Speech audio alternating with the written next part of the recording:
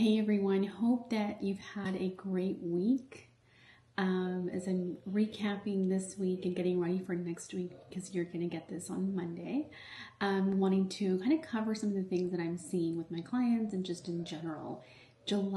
This time of July is a great time to go through a mid-year checklist. So, for instance, if you have a policy and you offer paid time off, but the policy says no, it's use it or lose it, you're not able to roll it over to the next year, then it's a good time to send out an email to your team to say, let's get that time off scheduled so that number one, you don't lose it, and secondly, you make sure that you get the time off that you want. It's very popular that everybody wants time around the holidays off, and unfortunately not everybody gets it, but the early bird gets the worm. So that's one of the updates. And then I want to talk about something that where I am situated, or where I'm from, is South Texas. So for those of you in South Texas, if you have social media or watch TV, you know that the big thing is kind of an HR, like big, huge story that are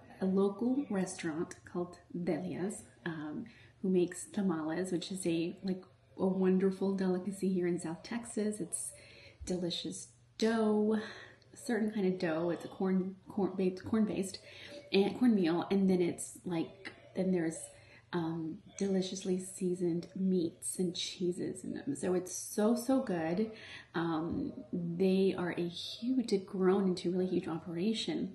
So what happened last October was some of their employees made the allegation that because they were not documented citizens, they were not being paid overtime. They were being told to work more than 8 hours. Just some of their allegations are clearly, very, very clearly defy and break all the rules, right?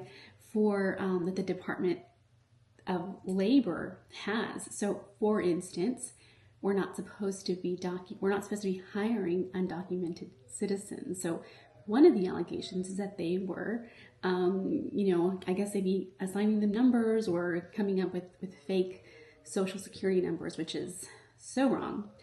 So all this to say is that this week they were raided, and it was just all over social media because they were closed. Locations were actually closed. So the golden rule is this, I always feel, is number one, be good to your employees. Well, actually, number one, follow the laws. Follow the laws, because this story is ever changing, but I don't think it's going anywhere. It's justice for the poor employees who are mistreated. But it's really sad. So for everybody involved, right? So we have I-9s, right? So how I can bring this back to making sure, obviously, that we are all hiring people that can work in the United States. And secondly, more commonly, I think my recommendation is to keep your I-9s, to make sure that they are done for everybody, that everybody has one, that they are filled out appropriately. I have experience where they have come and asked for some I-9s, and so luckily we had them. It was great, excuse me, and we had no issues. But if you don't have them, or if they're filled out incorrectly, that could be a problem, and that could mean fines for the business. So those kinds of fines are completely avoidable.